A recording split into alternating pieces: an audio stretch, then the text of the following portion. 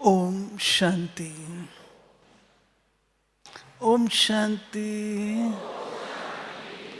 पीछे वालों की आवाज नहीं आ रही है। पांडव,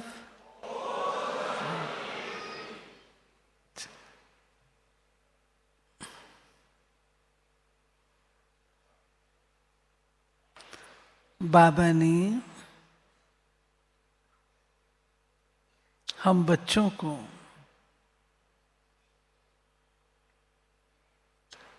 अपनी भी पहचान दी और हमारी भी पहचान दी।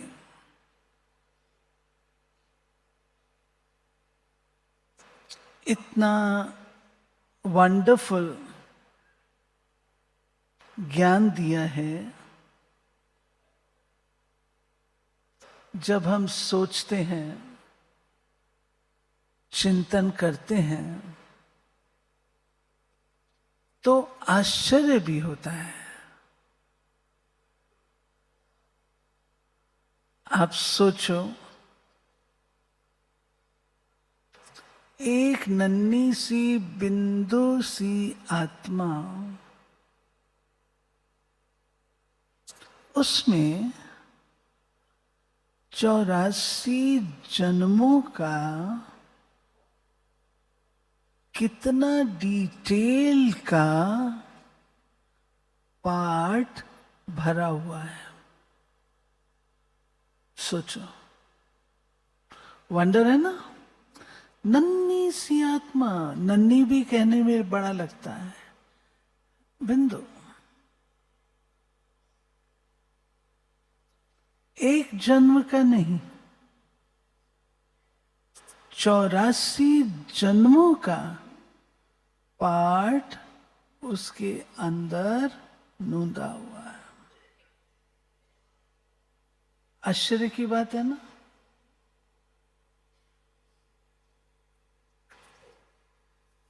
एक नन्ही सी चिप, और चिप के अंदर कितना कुछ भरा हुआ होता है। उस आधार से ये समझ पाना आत्मा का सरल हो जाता है। ऐसे शिव बाबा निराकार, ज्योति बिंदु, नन्ना सा बिंदु, और उसके अंदर सारे ड्रामा का, एक आत्मा का नहीं, हमारी तो एक आत्मा का 84 जन्मों का पार्ट, लेकिन बाबा के अंदर हर आत्मा का 84 जन्मों का, 80 जन्मों का, 60 का, जितना भी, हर आत्मा का। और फिर कहता है कि सिर्फ यही नहीं, तुम्हारे जन्म और कर्म नहीं, मैं तुम्हारे स्वप्नों की डिटेल भी बता सकता हूं। हर आत्मा की। कितनी आत्माएं? 800 करोड़। 800 करोड़। वंडर है ना। फिर ड्रामा भी बिंदी। ड्रामा इतने करोड़ आत्माओं का पाठ ड्रामा बिंदु में समाया हुआ है। तो बाबा हम बच्चों को कहते हैं कि रोज 3 बिंदी का तिलक लगाओ। मैं आत्मा, मेरा पिता और मेरा ड्रामा।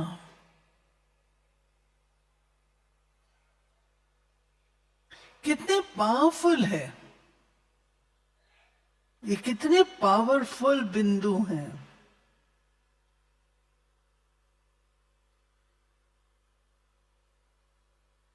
इनको लगाने से आत्मा बिल्कुल एक रस, अचल, अडोल रहती है।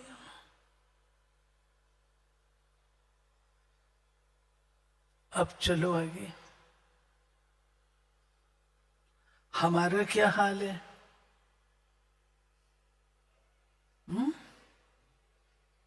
हमारे में तुरंत बिंदु लगाने की शक्ति है।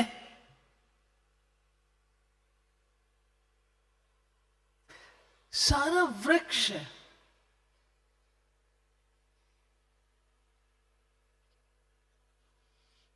मनुष्य सृष्टि रूपी वृक्ष है। उसकी डिटेल कितनी है? डाल, डालियां, पत्ते, कितनी डिटेल है। लेकिन सारा वृक्ष समाया किसमें? बीज में। वो है विस्तार, बीज है सार।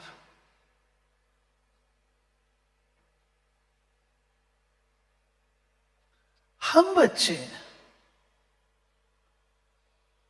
इतने बड़े विस्तार को सार में कैसे लाएं?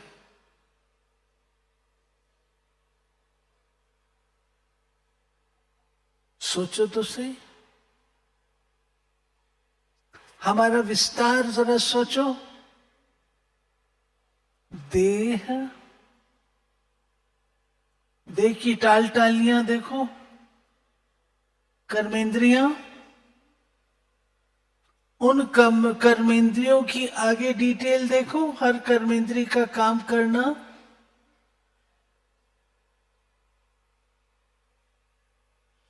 देह के संबंधों की टाल टालियां देखो, कितनी बड़ी, कितनी विस्तृत है।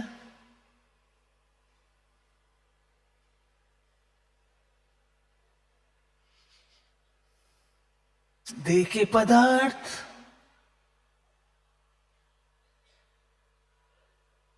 कितना बड़ा संसार है। अपना ही संसार देख लो, दूसरों का छोड़ दो, कितना बड़ा है। अब इसको हमने सार में लाना है।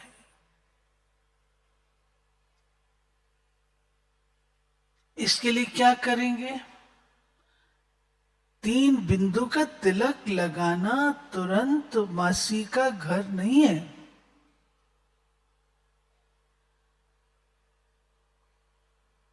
कुछ हमको परहेज करने पड़ेंगे। सबसे पहला परहेज, निर्णय, डिसीजन कौन सी है? सबसे पहला परहेज कोई भी सुनाओ।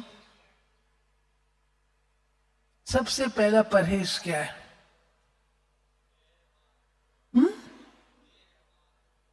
परहेज, मैंपन, व्यर्थ, और बोलो। सबसे पहला परहेज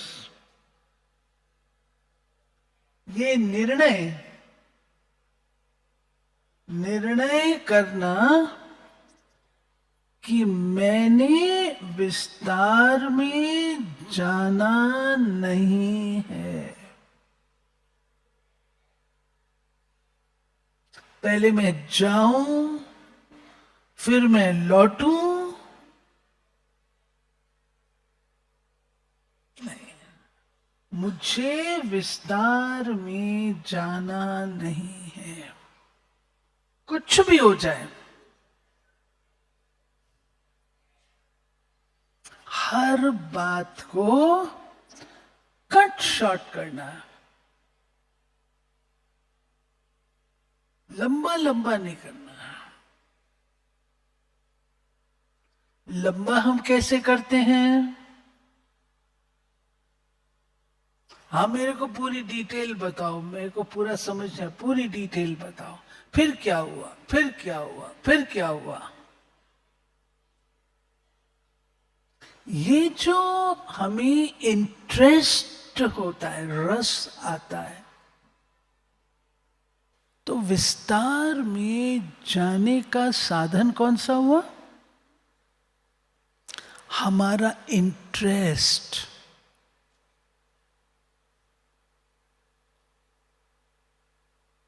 हम मोटे मोटे रूप से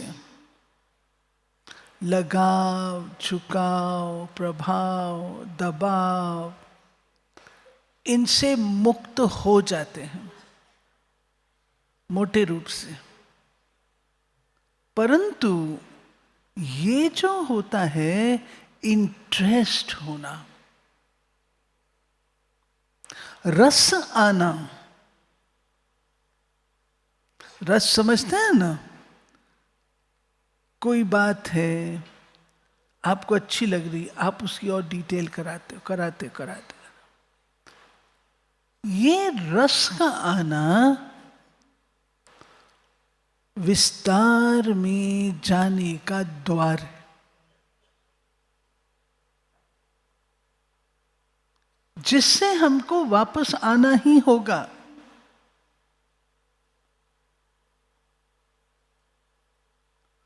एक बात।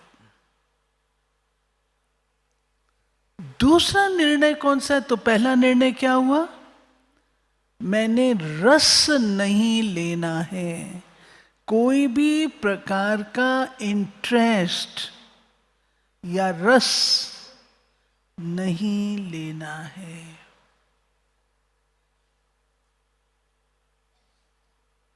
रस मुझे अपनी सार युक्त स्थिति से दूर कर देगा।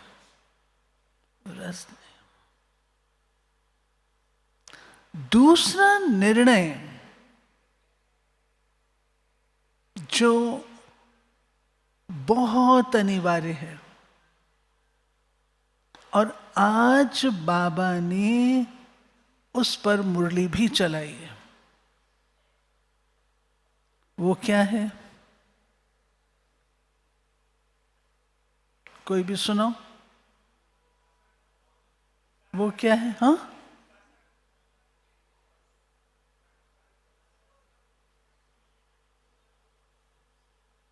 वो बहुत जरूरी है। जैसे रस जरूरी है, ऐसे वो निर्णय लेना भी जरूरी है। वो निर्णय कहो, रियलाइजेशन कहो, जरूरी है। वो कौन सी है? अब मुझे वापस जाना है।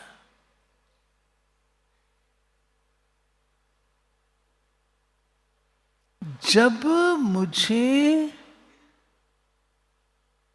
वापस जाना है तो मैं विस्तार में क्यों जाऊं? हम यात्रा करते हैं, यात्रा में जब आप शुरू करते हैं तो आपकी विस्तार है। जब यात्रा संपन्न होने को है तो आप क्या करते हैं? जितनी फालतू चीजें यात्रा के टाइम पर होती हैं वो सब आप किनारे कर देते हो। पानी की बोतल खाली हो जाएगी तो लेके थोड़ी आओगे, वहीं छोड़ आते। एक मिसाल है।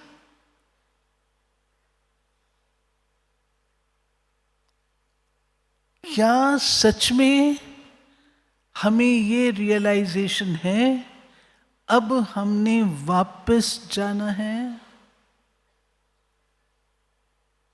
या हमें लगता है अभी 5 साल हैं, 10 साल हैं, चलो। क्या महसूस करते हैं जब वापस जाना है? तो अपने आप को वेस्ट से, एक्स्ट्रा से मुक्त करना है।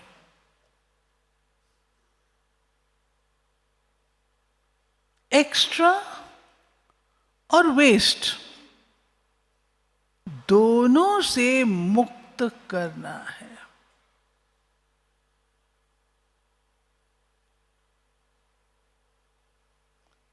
टाइम बाउंड कोई चीज होती है, आप आ रहे हैं क्लास में आते आते किसी का फोन दरवाजे पर आ जाता है, तो आप क्या कहते हो? भाई जो बोलना जल्दी बोलो, मैं क्लास में जा रहा हूं। ऐसे होता है ना? तो तीसरी बात, क्या मुझे ये पक्का है कि मेरा पार्ट अब ये पूरा हुआ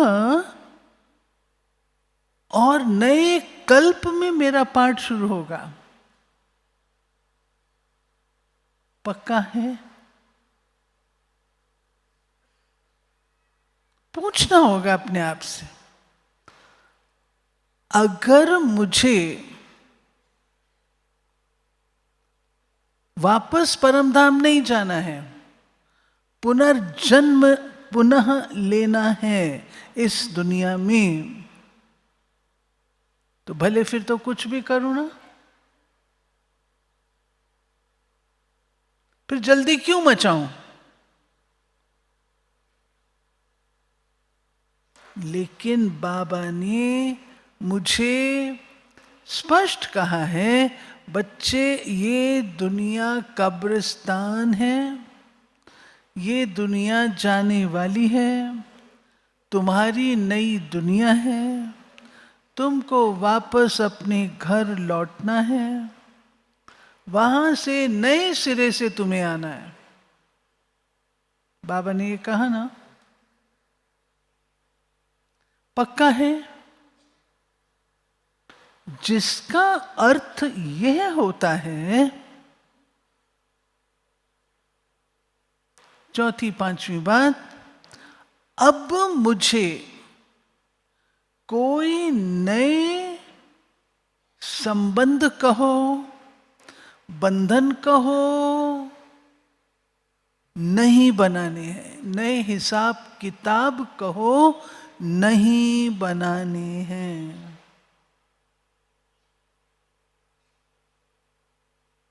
अगर हिसाब किताब नए बनते हैं तो पुनर्जन्म का चक्र चालू रहेगा। चुकतू करना होगा ना। अब मेरे नए हिसाब किताब न बने, उसके लिए मुझे क्या करना है? मानो 2 जनों में आपस में टक्कर हो गई,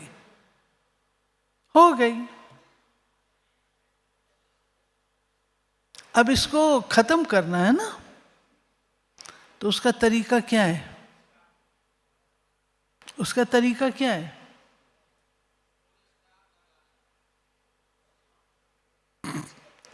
क्षमा मांग लेना।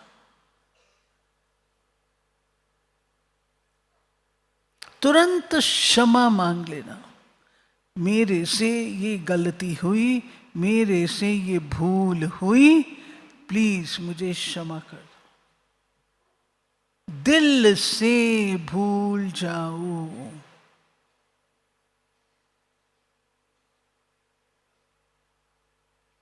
अगर दिल से भूल जाओ, मैं उसको कहती हूं, तो मुझे भी अपने चित्त पर नहीं रखना है, अपने चित्त को स्वच्छ रखना होगा।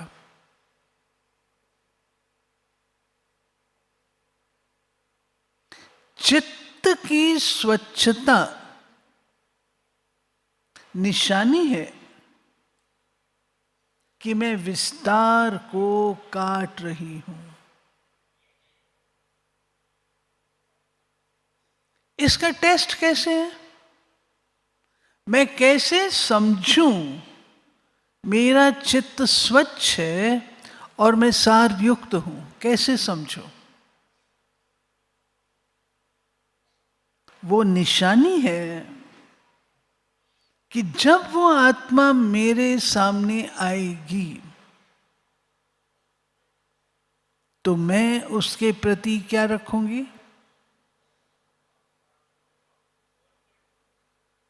शुद्ध निर्मल दृष्टि होगी। प्यारे भाई बहनों, अगर मन के अंदर, चित्त के अंदर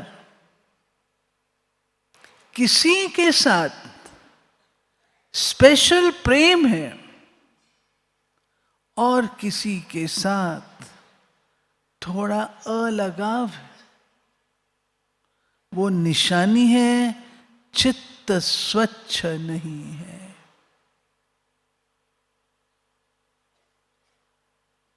और चित्त अगर स्वच्छ नहीं है तो वो भिन्न भिन्न प्रकार के विस्तार की गलियों में घूमेगा।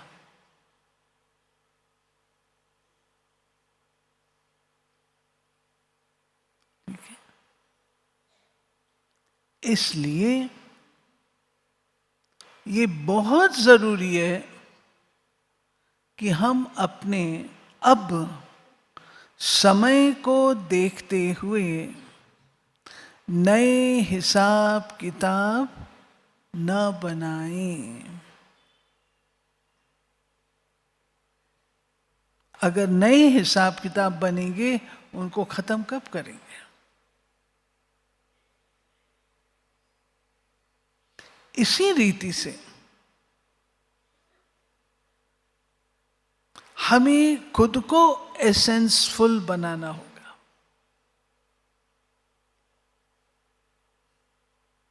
आजकल दुनिया में बहुत बड़ी बीमारी चली हुई है जिसका नाम है ओवर थिंकिंग।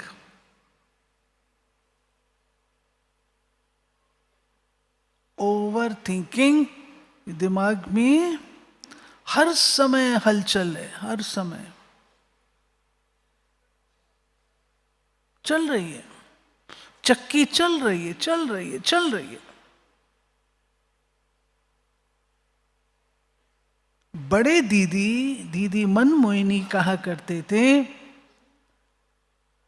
अधिक सोचना यम का घर।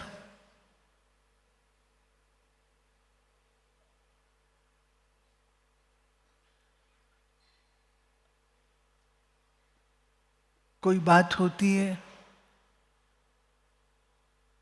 तो हम क्या कहते हैं? मुझे दादी गुलजार याद आती हैं।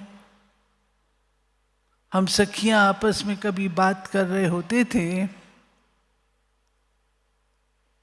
दादी गुजरते थे, दादी कहते थे क्या बातें कर रहे हो? तो नीलू बहन कहती थी आपके काम की बात नहीं है। दादी कहती थी अच्छा मेरे काम की नहीं है।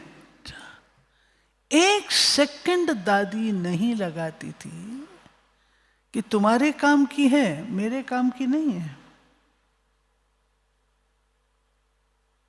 अच्छा मेरे काम की नहीं है, ओके। तो हमें 3-4 प्रकार की बातों से अपने आप को सेफ रखना है। पहला, जो विस्तार के चक्र में हमें ले आता है वो है व्यर्थ।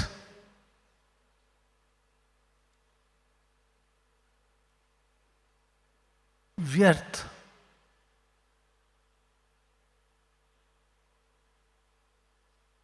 हमें व्यर्थ के चिंतन में, व्यर्थ के दर्शन में, व्यर्थ के वर्णन में नहीं जाना है। सिर्फ व्यर्थ संकल्प नहीं होते हैं, व्यर्थ संकल्प उत्पन्न होने का साधन व्यर्थ दर्शन, व्यर्थ श्रवण, दो होते हैं। किसी को देख लेंगे ना व्यर्थ, वर्णन में आएगा ना, वर्णन में आएगा, चिंतन भी होगा। चिंतन होगा तो मेरी शक्ति का ह्रास भी होगा।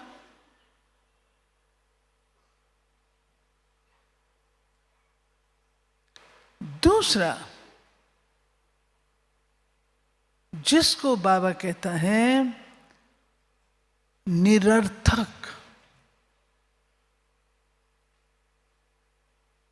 निरर्थक अर्थात जिसका कोई मीनिंग नहीं है,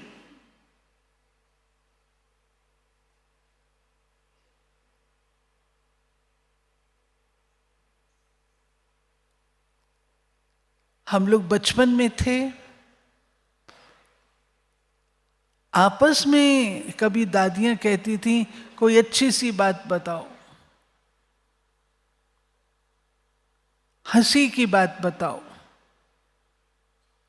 तो हम लोग हंसी की बात सुनाते थे, चुटकुले नहीं सुनाते थे।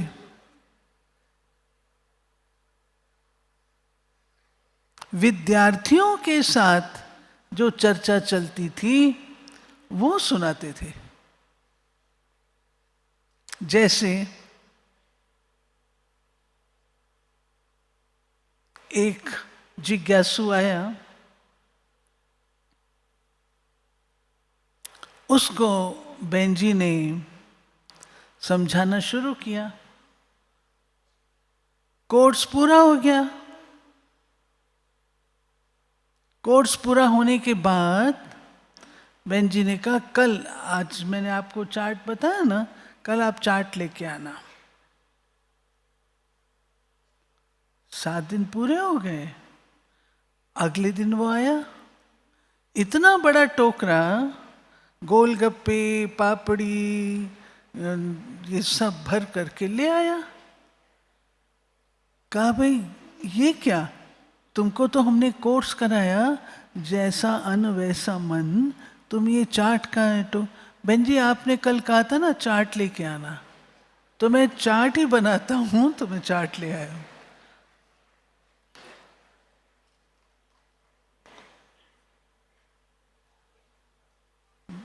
बहन जी ने बोला आज मैंने आपको परमात्मा का परिचय दिया है, कल मैं आपको साइकिल पर समझाऊंगी, परसों मैं आपको सीढ़ी पर समझाऊंगी, फिर मैं आपको वृक्ष पर समझाऊंगी, कल्प वृक्ष। वो भाई तो भाग गया।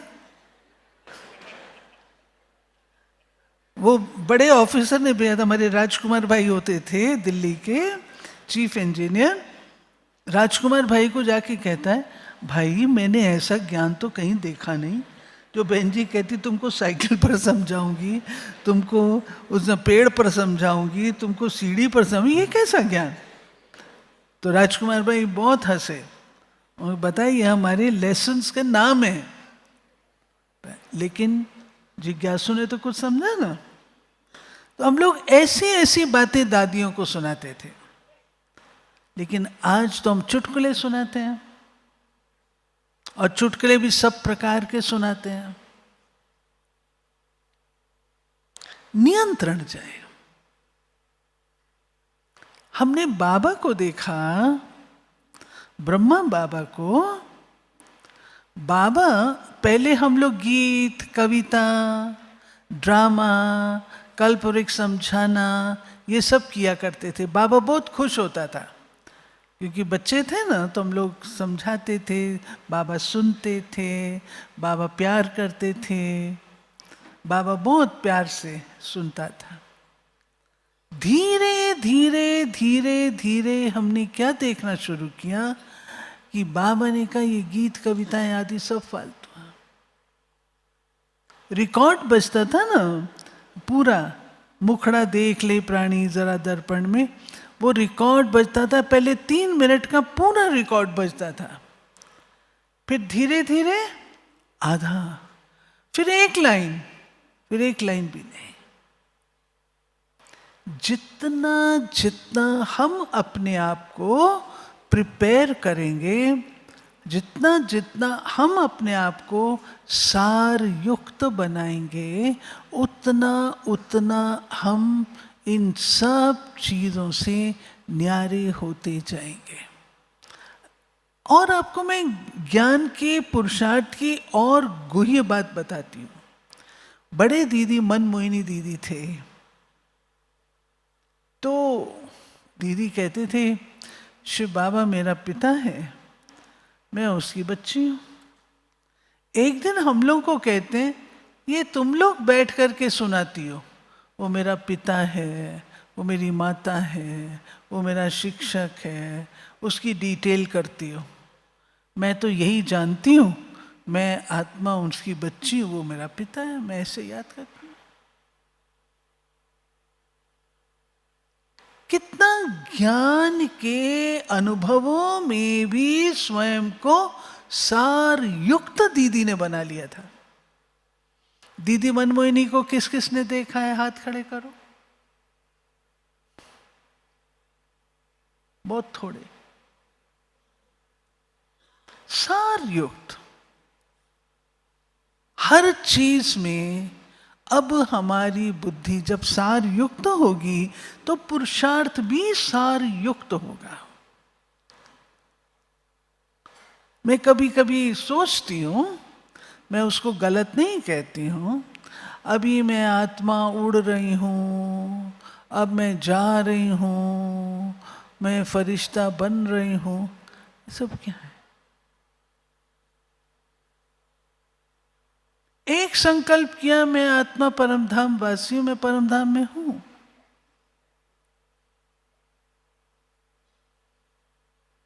ये स्पीड चाहिए।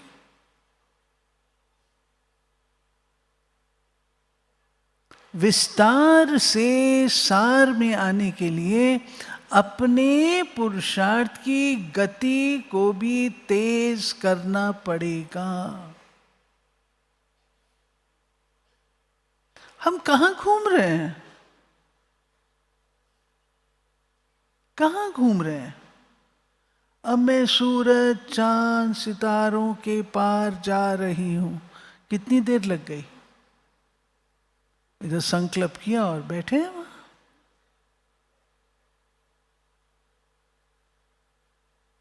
बाबा की मुरली याद करो। बाबा क्या कहता है बच्चे? सेकंड में आना, सेकंड में जाना। कोई मुरली में बाबा ने आपको अभ्यास कराया? बताओ। अब मैं उड़ रही हूं, अब मैं पंख लगा रही हूं। हाँ? बाबा ड्रिल कराता है, बाबा ड्रिल कराता है ना मुरलियों में, रोज ड्रिल कराता है। अव्यक्त बाप दादा के मुरलियों में रोज ड्रिल होती है। बाबा क्या कहता है? अच्छा, सेकंड में अपने परम धाम पहुंच जाओ, यही कहता है ना। पार कराता है आपसे सूक्ष्म वतन, पार कराता है सूरज चांद सितारे, कुछ नहीं। ये स्पीड तब होगी जब हम व्यर्थ से, पर चिंतन से, निरर्थक से और एक्स्ट्रा से मुक्त होंगे। 4 चीजें: व्यर्थ, निरर्थक, एक्स्ट्रा और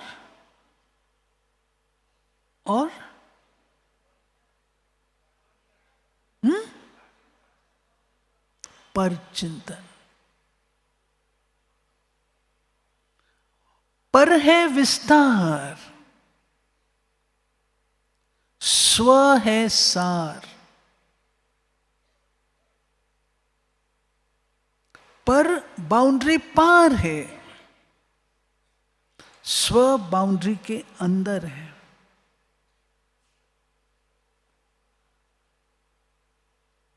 जितना जितना मैं आत्मा स्वचिंतक,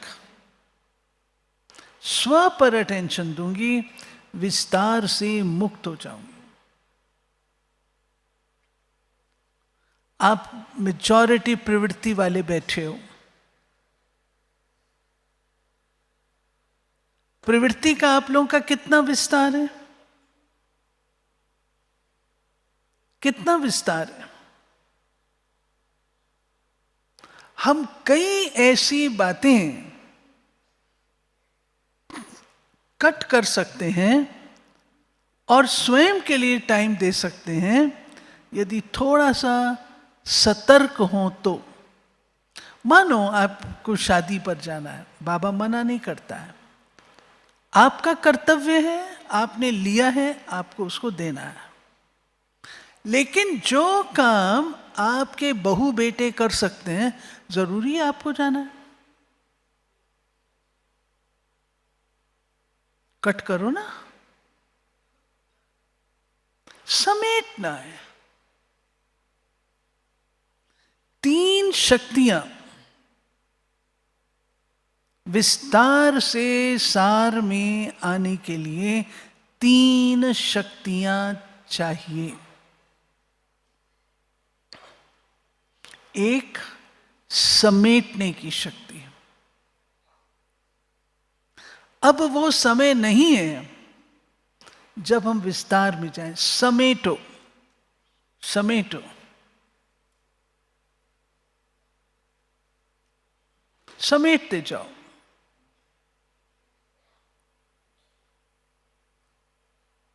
बाबा क्या कहता है? बच्चे, अगर तुम्हारा व्यापार है और तुम्हारे पास खान पीन के लिए, आईवेल के लिए, अपने शरीर की संभाल करने के लिए इतना है, सफिशिएंट है, पर्याप्त है, तो एक्स्ट्रा विस्तार करके अपना टेंशन क्यों बढ़ाते हो? क्यों बढ़ाते हो?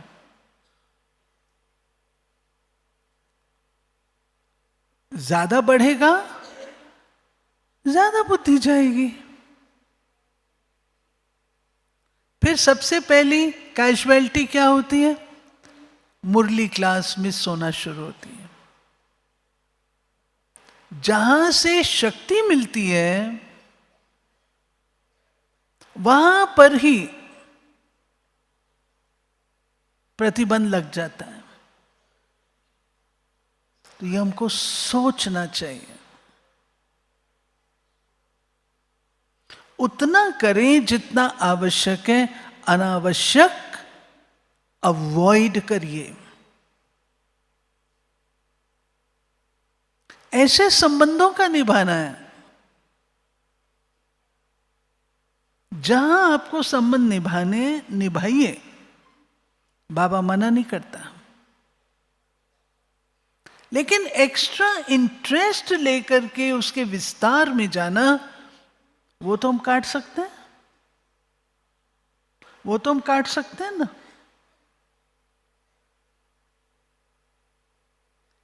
इसी रीत से हर चीज में समेटो, समाना,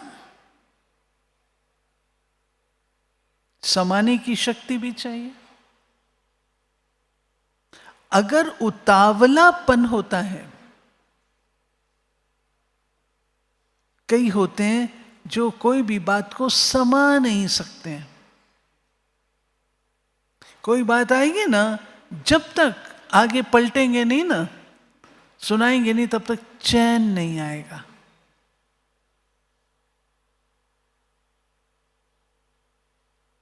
मैंने क्या किया, विस्तार में चली गई ना, समाया नहीं। याद है ना वो कहानी दादी गुलजार सुनाया करते थे, राजा के 2 सीन। तो समाना अर्थात कहां वो बात चली गई, फुल स्टॉप लगा करके फिनिश्ड। बाबा कहा करता था, मुरली में आता है, बात को भी अकल है, मुझे 5000 साल के बाद आना है, और हम बात को पीटते रहते हैं। विस्तार फालतू है ना, समा लो ना, गई सो गई, फिनिश सो फिनिश्ड।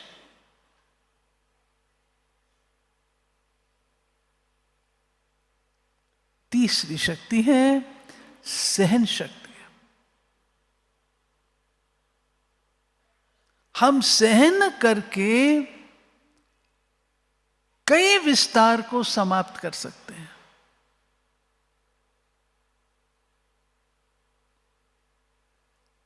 बाबा ने हम बच्चों को विस्तार और सार की भाषा समझाई है।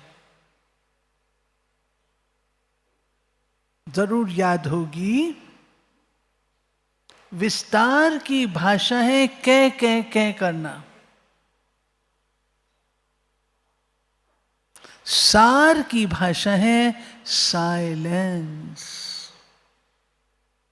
Full stop.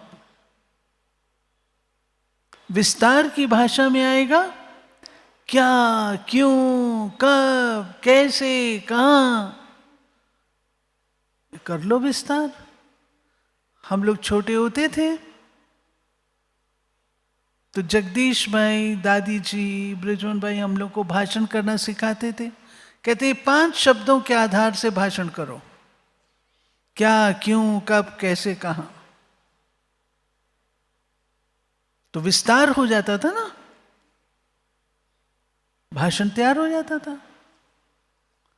अब बाबा कहता है विस्तार नहीं चाहिए, सार चाहिए। सार में साइलेंस। जितना साइलेंस में आप रहेंगे ना, उतना शक्तिशाली रहेंगे। जो ज्यादा बोलता है उसको लोग कम सुनते हैं, जो थोड़ा बोलता है उसको सब सुनते हैं।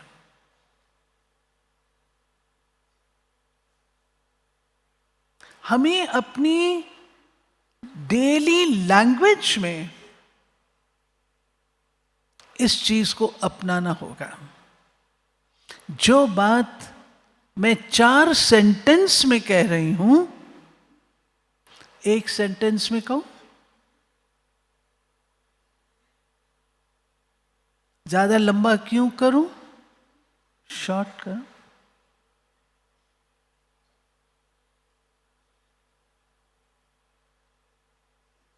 जब तक सार युक्त नहीं होगे प्यारे भाई बहनों, ना हम पूज्य हो सकते हैं, ना हम पूर्वज हो सकते हैं।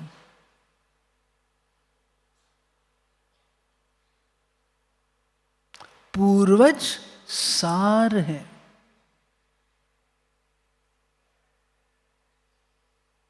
हमारी जिम्मेवारी है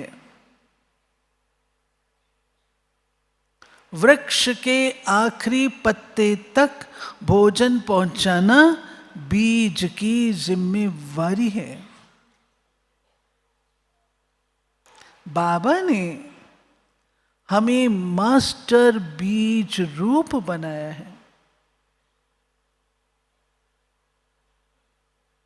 मुझे सारे वृक्ष को शक्ति देनी है। वो शक्ति फैलावट से नहीं आएगी, सार युक्त होने से आएगी। इसलिए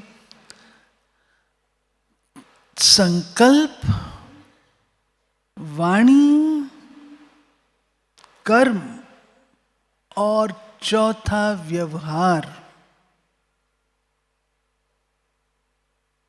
संकल्प भी सार युक्त हो जाए, वाणी भी सार युक्त हो जाए, कर्म भी उचित योग युक्त एकाग्रता वाले हो जाएं, और व्यवहार में एक्स्ट्रा ना हो। हम फोन करते हैं, एक होता है बात से बात करके पूरा करना, भाई क्या हाल चाल है, अच्छा फिर फलाना ठीक है, फलाना फलाना फलाना, बात से बात किए, फिनिश्ड। अपने जीवन रूपी जहाज को मोड़ देने की आवश्यकता है। अब मंजिल की ओर चलना है। मंजिल की ओर मैं डिटेल में नहीं जा सकती हूं। मंजिल की ओर मैं सार युक्त रूप से जा सकती। देखिए, बाबा ने हम सबको संस्कारों का मीटर दिया हुआ है, उसको देखता है और निर्णय लेता है। बाबा एक एक डिटेल में नहीं जाता है। तो अपने आप की जो ज्योति है और शक्ति है, इसको हमने बढ़ाना है। उससे विस्तार अपने आप समेटा जाएगा। लक्ष्य रखें, ठीक है। आशा है कि आप सब ने बाबा को देने के लिए गिफ्ट तैयार की होगी। शाम को बाबा का बर्थडे है, बाबा को गिफ्ट देंगे। हर एक आज मैं बाबा को क्या गिफ्ट दूंगी, ठीक है। इन शब्दों से समाप्त करती हूं। ओम शांति।